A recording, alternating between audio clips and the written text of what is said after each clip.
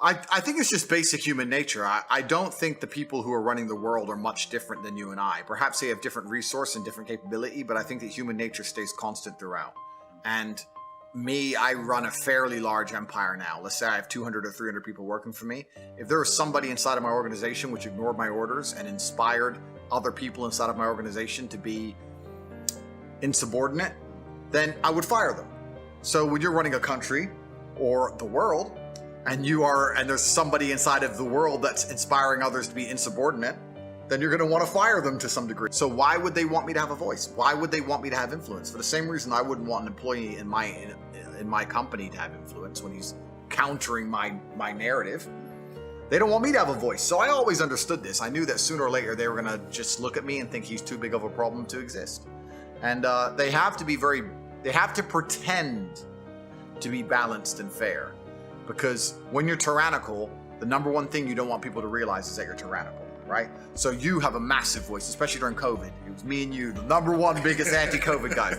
We were absolutely completely about it. But they have to let some people talk against their agendas, because if they delete everybody instantly, then it shows that they're tyrannical and it collapses. So you have to pretend they're balanced and fair, and they do.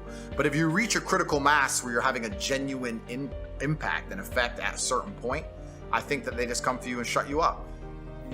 Your Twitter account's massive and you say so many great things on Twitter. If you had the same following on other platforms that you had on Twitter, you'd be gone. Yeah. That's just what happens. You get to a certain point of critical mass and they go, oh, okay, he has to go. And they want to delete any morality from your brain because it's a baseline morality that prevents them from installing the slave programming. By getting you to a point where you no longer think for yourself, they can just tell you anything is true.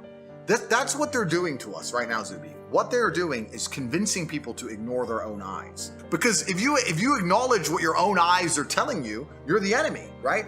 Once they can convince you to ignore your own eyes, well, that's the end of the game, isn't it? Now it doesn't matter if they see the sky is blue, because the media said the sky is red. And that's the final level of slave programming they're trying to get us to. They want us to ignore our own eyes, ignore our own ears, ignore our innate morality, because we're all born with an innate morality inside of us. We believe certain things are wrong and right instinctually. They want us to ignore that. Get rid of all of it, empty brains, empty hard disks, and plug in the new program for whatever they think is applicable at the time. And it's going to be tyranny and slavery. What else would they want to program into us? So how do you think that question people always ask is how did we get here? Yeah, cowardice is the problem. The world is full of cowards. We suffer from a pandemic of cowardice. We've never suffered from any other pandemic the last 3 years. People are absolutely and utterly cowards, and they do to me what they did to me to scare people. If you tell the average person you're going to lose contact with basically everyone you can speak to, you're not going to have a voice anymore, you're not going to have a bank account, you're not going to be able to make money online, you're not going to be able to move anywhere, you're not going to be able to transact, we're going to wreck you head to toe, the average person can't deal with that, right? On top of the fact that the average person is employed, and they're scared of losing their job, scared of their employer. I'm in a unique situation because I'm extremely difficult to hurt. But the average person, as soon as you hurt their money, their life is over, right? And that's what we've got. We've got to a level of cowardice amongst the population where people are just going to sit there and ignore objective reality because they're scared of having this cancellation weapon used against them. So yeah, you're right. It's not that people don't agree with us. It's not that we're not saying the things that everyone knows are intrinsically true. It's that everybody's afraid to say it.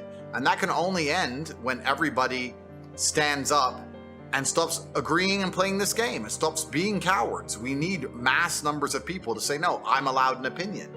You know what, Nigel Farage, and since UKIP ended, I don't even know about his politics nowadays. I don't even know what he's doing. But he says something that was really interesting. He was asked about who runs the world, and I guess the person was trying to set him up for a question about the elites. And he said, truthfully, I'll tell you who runs the world. We do. Because we decide how much of this crap we're going to put up with. The problem is we're putting up with too much of it. The problem is everyone's a coward. And you're right, I get the same thing. Wow, thanks for saying it. Why don't you say it? And everyone is just terrified. And it really is truly crazy because fear has always been the control mechanism of man. The worst things that have ever happened in any society or any civilization since the dawn of fucking records has been done under the name of fear. Get the population afraid. What did Goebbels say? The propaganda minister of the Third Reich.